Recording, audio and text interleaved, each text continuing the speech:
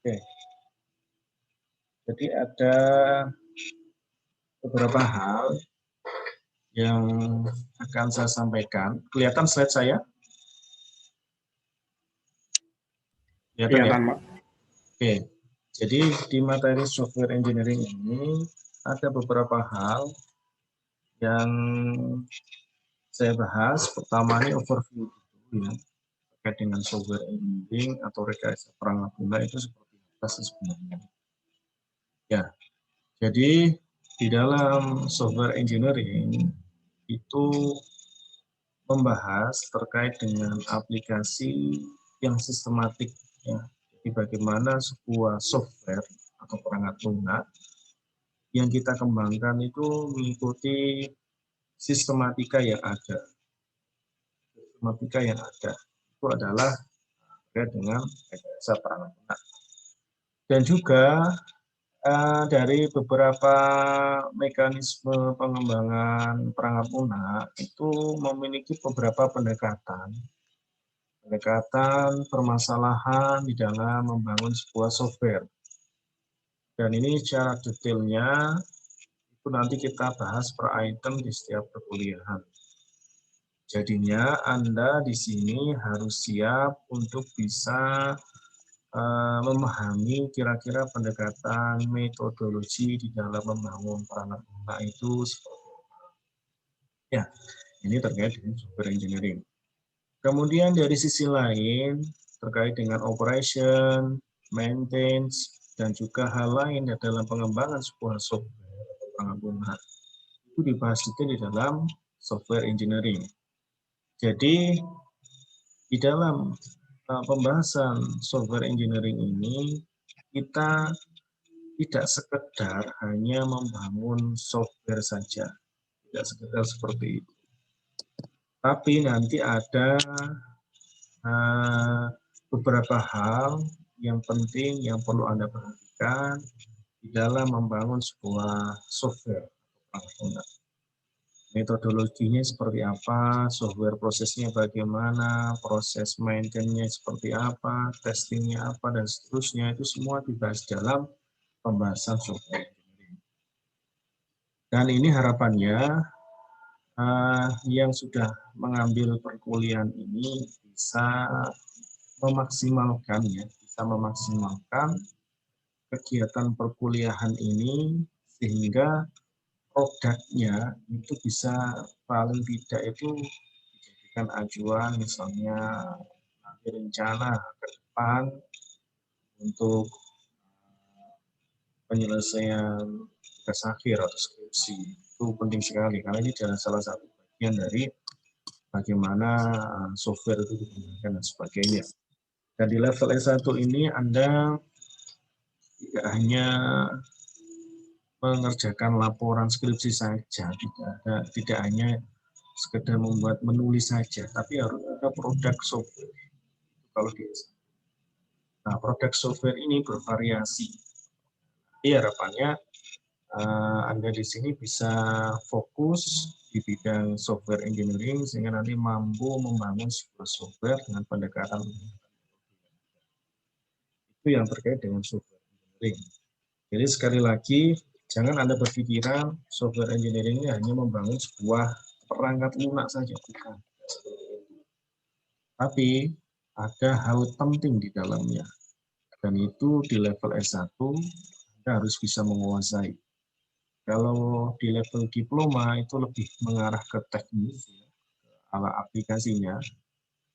Kalau di S1 harus manage dan mampu untuk memahami proses bisnis di dalam pengembangan suatu perangkat lunak. Oke, dan RPS-nya, rencana perkuliahan semester dalam software engineering, ini ada beberapa. Ya, ini mulai dari introduction, itu hari ini saya bahas introduction, pendahuluan, kemudian dilanjutkan dengan software proses, software life cycle. Nah, ada siklus dalam pengembangan software, itu nanti di pertemuan berikutnya. Kemudian ada lagi membahas terkait dengan software requirement atau rekayasa pengetahuan, rekayasa kebutuhan ya, software kalau itu rekayasa kebutuhan. Ini bagaimana mendefinisikan kira-kira kebutuhan dari perangkat lunak itu apa saja. Itu adalah software requirement. Kemudian ada juga terkait dengan software design, strategies, and method. Ini adalah proses perancangan dan metodologi kan dalam membangun sebuah perangkat lunak. Dan juga ada software design tools, ini adalah tool-tool yang digunakan di dalam membangun sebuah perangkat lunak atau software. Dan masing-masing ini perlu Anda perhatikan, ada pendekatan-pendekatan yang nanti harus kita lalui dan kita gunakan secara menyeluruh. Kemudian ada lagi terkait dengan software construction fundamental. Ini bagaimana membahas terkait dengan fundamental di dalam hal dasar di dalam membangun sebuah perangkat lunak. Kemudian ada juga dilanjutkan terkait dengan software production technology. Ini berkaitan dengan teknologi apa saja yang digunakan di dalam membangun sebuah perangkat lunak. Dan itu dibahas banyak sekali penjelasan-penjelasan yang ada, dan itu bisa dikembangkan dan bisa di-manage dengan sedemikian rupa sehingga hasil dari perangkat lunak ini dikembangkan bisa semaksimal mungkin. Kemudian dilanjutkan dengan ujian tengah semester UTS. Jadi nanti middle test setelah pembahasan materi ini semua. Dan ini untuk materi sampai dengan UTS, kemudian untuk sampai UAS ini ada tambahan lagi terkait dengan software testing atau pengujian perangkat lunak. Nah, ini dengan pendekatan black box dan white box testing misalnya. Ini adalah terkait dengan software testing. Kemudian dilanjutkan lagi, nanti pembahasan kita itu adalah terkait dengan software testing tools automated testing. Jadi nanti kita bisa melakukan pengujian perangkat lunak dari otomatisasi dari pengujian software tadi. Kemudian ada dilanjutkan dengan software maintenance, terkait dengan maintenance ya, atau perawatan dari suatu perangkat lunak atau software yang dikembangkan tadi. Kemudian dilanjutkan dengan software configuration, ini terkait dengan konfigurasi dari suatu perangkat lunak, dan juga software measurement, ini berkaitan dengan pengukuran dari perangkat lunak. Dan bagian akhir nanti ada software model dan metode, dilanjutkan dengan software economics. Ini berkaitan dengan beberapa hal terkait dengan software yang dikembangkan dan bagaimana kelanjutan dan keberlanjutan dari suatu perangkat lunak yang sudah didesain tadi. Kemudian di akhir nanti ada ujian akhir semester. Ini yang nanti akan kita coba selesaikan kurang lebih dalam waktu 1 semester. Ya, ini materinya dan harapannya adalah tiap mahasiswa bisa mengikuti perkuliahan dengan sedemikian rupa kondisi pandemi ya. Kita maksimalkan waktu yang ada, dan ini untuk pustakanya, pustaka wajibnya bisa mengambil dari pustaka yang lain, monggo silakan. Di antaranya ini adalah bukunya Roger S. Pressman. Ini ada yang edisi terbaru dengan saya, silakan nanti bisa di-download untuk baru. Free. Roger S. Pressman. Ini edisi ke-6. Kemudian ada juga bukunya Ian Somerville tahun 2011, ini yang edisi ke-9. Nah, ini sudah ada juga, Anda bisa mendownloadnya juga. Ada juga nanti saya menggunakan pakai Sweetbox, Software Engineering Body of Knowledge. Nah, ini tahun 2014, Anda bisa mendownloadnya di Google, semuanya gratis. Ketikkan aja pustaka ini, nanti insya Allah nanti bisa ada. Ya. Kemudian ada Computing Information Science, Software Engineering Slide, Cornell University tahun 2009 juga sama. Ini adalah pustaka-pustaka yang kita gunakan selama perkuliahan ini, dan tidak menutup kemungkinan nanti ada tambahan-tambahan pustaka yang lainnya. Dan nanti bisa mengikuti sesuai dengan kebutuhan yang ada. Dan ini harapannya Anda semua bisa memiliki pustaka ini. Kemudian, skema penilaian kelas, saya mohon maaf, yang PDF-nya kemarin ada salah ya, ada kesalahan. Ada kesalahan di dalam penulisan bobot penilaiannya. Saya mohon maaf, kemarin ada kesalahan. Nah, sekarang saya jelaskan dulu nih yang ini ya versi sudah saya revisi. Jadi nanti poin penilaian untuk penilaian kelasnya itu ada UAS, UTS, dan tugas UAS UTS, UAS-nya 35, UTS-nya 30, kuis dan tugas saya buat 10. Tugas besar poinnya 25. UTS dan UAS ini adalah berkesinambungan dengan tugas besar. Tugas besar ya, jadi mohon nanti bisa disesuaikan. Kalau di poin penilaian di Siakat itu ada UAS, UTS, tugas dan kuis. Ya, tugas dan kuis. Nah, tugas ini saya masukkan ke tugas besar. Kalau kuis dan tugas ini saya masukkan ke kolom kuis di Siakatnya. Karena nggak ada namanya di Siakat itu ada tugas besar ini enggak. Ya, belum ada kolom itu.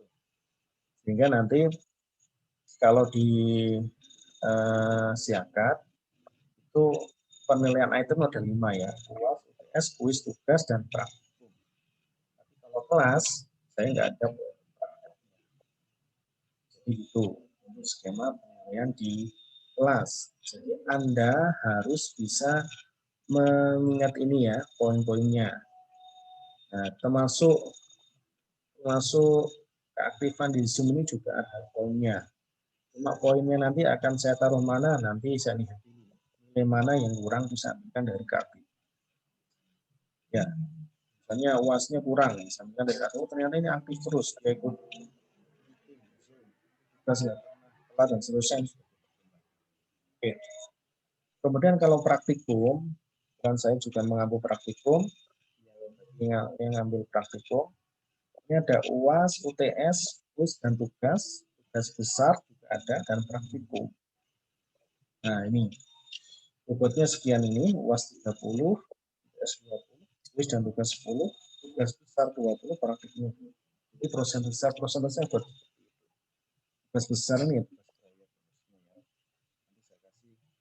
proyeknya. Oke, seperti apa tugas proyeknya yang jelas? Yang jelas ya, tugas besar ini nggak langsung sekaligus. Maksudnya apa? Nggak langsung sekaligus itu adalah nggak langsung ini tugasnya seminggu dikerjakan, nggak seperti itu, tapi bertahap. Mungkin setelah pertemuan 1, 2, atau seterusnya nanti itu sudah mengarah ke tugas besar. Ya, itu mohon diperhatikan ya dengan tugas besar. Oke, ini pendahuluan dari kegiatan perkuliahan kita masalah software engineering. Sebelum saya lanjutkan, ada yang mau ditanyakan? Silakan, mungkin. Tanyakan. Sudah jelas semua atau belum? Skema penilaian dan gambaran perkuliahan. Monggo silakan. Silakan, ada yang mau tanyakan? Imatif Mauritania ini mohon dirinim. Ya. Mauritania. Oke. Ada yang mau ditanyakan? Silakan. Tidak ada. Coba Ayu Putri. Halo Ayu Putri, dengan suara saya. Iya, Pak. Oke, sudah jelas atau belum, Ayu Putri? Sampun. Oke, sudah ya. Kemudian gini, mohon teman-teman yang nggak bisa join, mohon diinformasikan juga belum bisa join. Jadi saya kasih link Zoom di antara awal kuliah sampai akhir kuliah, jadi antara jam kuliah. Maksimal Zoom saya adalah 40 menit. 40 menit. Ya, 40 menit. Jadi mohon kesediaannya untuk bisa online kalau saya sering Zoom. Karena itu sebagai poin penilaian. Dan ini enggak setiap hari ya. Ya mungkin kadang-kala saya nggak pakai Zoom. Kadang-kala pakai Zoom itu aja. Pokoknya pada saat jam perkuliahan Anda harus siap. Itu yang mau diperhatikan. Jam kuliah kita kan setengah 7 sampai jam berapa? Kalian tahu sampai jam berapa? Sampai jam 9, Pak. Oh, sampai jam 9 ya. Jadi jam 7 sampai jam 9. Nah, itu mohon nanti disiapkan ya. Setengah 7 ya, 6.30 sampai jam 9. Oke. Jadi mohon masing-masing ya paling enggak itu mengikuti lah ya, mengikuti setiap perkuliahan yang ada ini. Ya, oke. Ini apa namanya untuk perkuliahannya, bentar ya. Saya share screen. Ya. Oke, sekarang kalau nggak ada tanyakan, saya bahas dulu materi berikutnya. Saya lanjutkan. Jadi sekali lagi mohon siap ya, saya insya Allah maksimal. Maksimal itu adalah 40 menit saja. Tidak terlalu lama, dan tidak terlalu menghabiskan kuota. Ya, oke. Jadi di sini saya akan menyampaikan materi.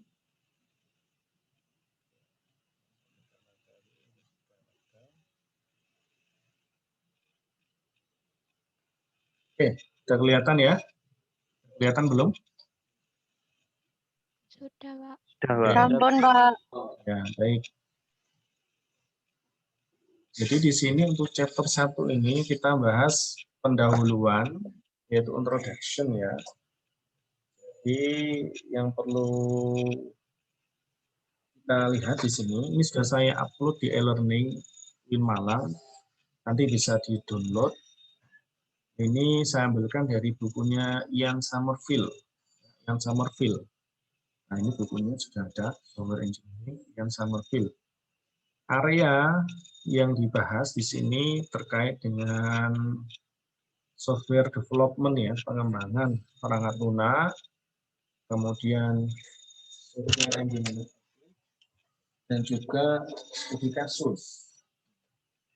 Masing-masing ini mohon diperhatikan, ada poin-poin penting di dalam permasalahan ketika kita membangun sebuah software. Jadi untuk perkuliahan software engineering, harapannya Anda juga harus membaca supaya nanti nyambung apa yang kita sampaikan dengan pemahaman Anda. Baik, ini yang area yang kita bahas. Ya. Nah, di sini untuk software engineering sendiri ya, kalau kita lihat dari beberapa hal, dari semua pengembangan dan juga beberapa controlling dari software, itu ada banyak hal terkait dengan metodologi, tool, dan hal-hal lain yang berhubungan dengan pengembangan software. Jadi poin di sini adalah bagaimana Anda harus bisa memahami kira-kira apa sih sebenarnya metode yang digunakan ketika kita mendevelop sebuah perangkat lunak. Dan secara keseluruhan ini juga menyangkut dari keberlangsungan dari sistem itu sendiri. Ya, keberlangsungan dari sebuah sistem. Dan di dalam membangun perangkat lunak itu tidak terlepas dengan yang namanya software cost, pembiayaan. Di mana ketika kita membangun sebuah perangkat lunak, proses perawatan, maintenance, dan juga bagaimana pembiayaan yang efektif di dalam membangun perangkat lunak juga dibahas di sini. Sehingga namanya sebuah software atau perangkat lunak, kita tidak hanya membangun saja, tapi juga bagaimana kita sebuah software itu bisa kita jalankan dan kita kembangkan secara terus-menerus ketika ada pengembangan sistem. Ini yang penting. Ya, oke, ini software cost-nya ya. Kemudian di dalam software project ini ada beberapa hal yang perlu Anda perhatikan, yaitu terkait dengan kompleksitas, dan juga hal-hal lain yang bisa menyebabkan kegagalan di dalam membangun sebuah perangkat lunak.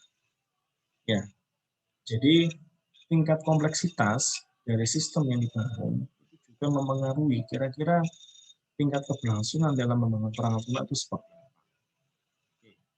Jadi itu yang perlu Anda perhatikan.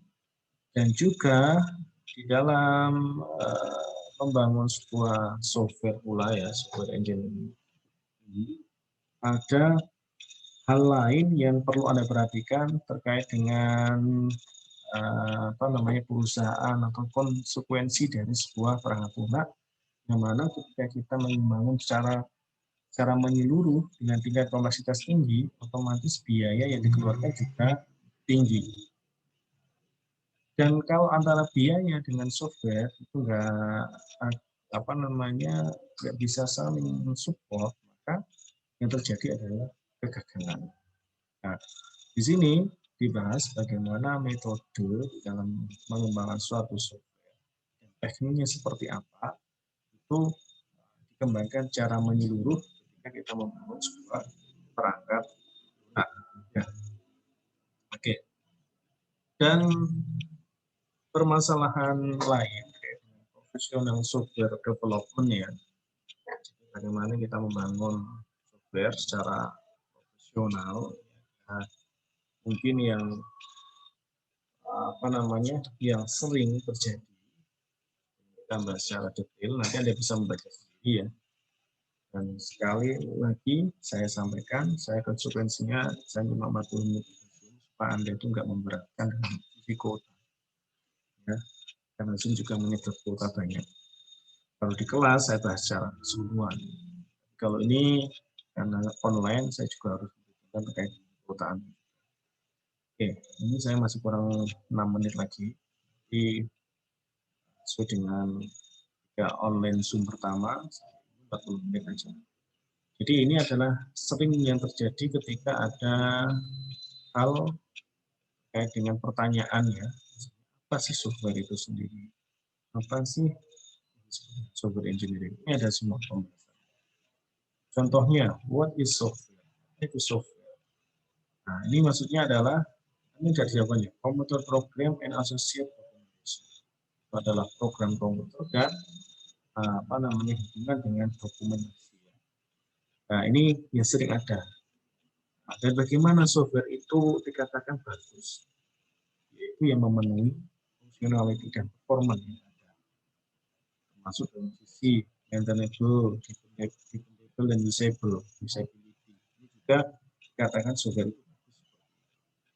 Dan software engineering itu seperti apa sih sebenarnya? Kan sebenarnya dari pembahasannya ada semua di sini. Software engineering ini merupakan suatu disiplin keilmuan, ya, yang mana konsennya itu adalah mencakup keseluruhan, with all aspect of production, keseluruhan aspek ketika kita membangun memproduksi dari sebuah perangkat lunak. Ini software engineering sendiri. Dan aktivitas mendasar ketika kita berkecimpung di dalam software engineering, itu meliputi ada software specification.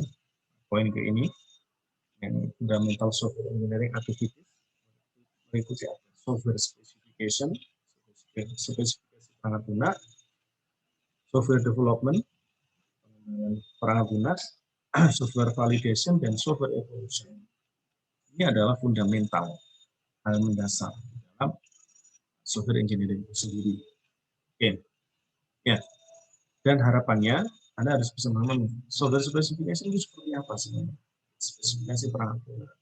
Terus apa saja yang hal mendasar ketika kita membangun software development, bagaimana teknis dalam pengembangan. Software validation, bagaimana software ini proses validasi, testing, dan sebagainya. Software evolution, evolusi perangkat lunak, ini berkaitan dengan bagaimana perkembangan atau pengembangan dari suatu software ke depannya. Ya, kenapa software mengalami evolusi? Karena ada kebijakan, ada perubahan kebijakan dari pimpinan. Misalnya. Inilah terjadi software evolution. Misalnya alurnya berubah karena ada pergantian pimpinan atau ada regulasi yang berubah, atau lain yang harus mengubah. Nah, inilah yang disebut software evolution. Dan ini software evolution ini pasti terjadi, tidak mungkin tidak. Entah 5 tahun ke depan, entah 10 tahun ke depan, entah 20 tahun ke depan, itu pasti ada software evolution. Jadi ini berkaitan dengan proses pengembangan dari perangkat lunak. Dan kalau kita lihat, ada perbedaan antara software engineering dan computer science. Kalau software engineering ini concernnya pada praktikal dari pengembangan dan penggunaan dari software itu sendiri seperti apa. Bahkan kalau computer science itu fokus pada teori dan fundamental. Jadi Anda harus bisa membedakan ya, computer science dengan software engineering. Kalau computer science itu dia fokusnya lebih mengarah pada teori dan fundamental. Teori dan dasar seperti apa sebenarnya fundamental dari teori terkait dengan sains computer science. Sedangkan untuk software engineering ini concernnya adalah terkait dengan praktek, practicalities of developing and delivering useful software. Jadi bagaimana praktek dan pengembangan dari perangkat lunak itu sendiri. Dan juga perbedaan antara software engineering dan sistem engineering, kita bisa lihat di sini. Kalau sistem engineering, concernnya pada aspek computer based system. Sedangkan kalau yang bagian dari sistem engineering ini berkaitan dengan semua aspek di dalam komputer sistem. Ya, untuk slide berikutnya, silakan Anda bisa mempelajari, ada banyak sekali di sini, termasuk studi kasusnya. Ya, termasuk software proses dan sebagainya. Oke, ini ada sampai banyak slide. Oke, nanti setelah saya termasuk dalam ini ya, pembahasannya ada case study, key point-nya, ini lengkap. Silakan nanti Anda mempelajari, nanti kita diskusikan melalui e-learning dan WA. Untuk Zoom-nya saya batasi cuma 40 menit saja. Baik, ini saya ya. Jadi itu, mungkin ada yang mau didiskusikan. Bentar lagi sudah close. Monggo kalau ada yang ditanyakan. Misi Pak mau tanya. Ya, silakan. Untuk yang tugas di teori sama di praktikum itu sama atau tidak ya? Yang tugas besar? Oh, beda, tapi saling berkesinambungan. Beda ya, beda tapi saling berkesinambungan. Ya. Baik Pak, terima kasih. Ya, sama entah kelompok atau individu nanti saya sampaikan ketika kemungkinan kelompok. Insya Allah kelompok. Ya, insya Allah kelompok. Maksimal kelompoknya satu kelompok 3 orang. Minimal 2 orang, maksimal 3 orang. Itu saja ya, tugas kelas. Oke, ini kurang dari 1 menit. Lagi close. Saya screenshot, saya di grup, nanti saya. Oke, ada yang tanyakan lagi, silakan. Kalau nggak ada, kita lanjutkan perkuliahan online ya, melalui e-learning dan juga WA nanti komunikasi. Baik, itu dari saya. Mungkin kurang lebihnya mohon maaf. Saya akhiri. Assalamualaikum warahmatullahi wabarakatuh. Waalaikumsalam. Waalaikumsalam. warahmatullahi wabarakatuh. Waalaikumsalam warahmatullahi